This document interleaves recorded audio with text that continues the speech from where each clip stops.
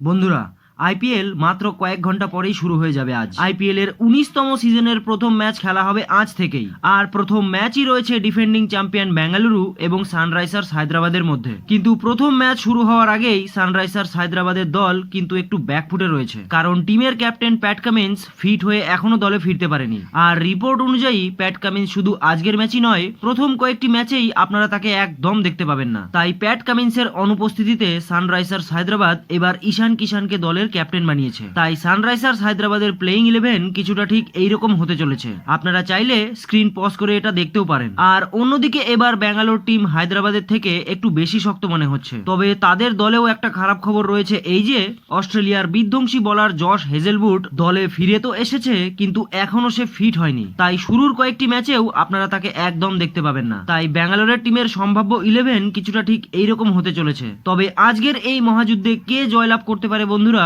নিচে কমেন্ট করে অবশ্যই জানাবেন।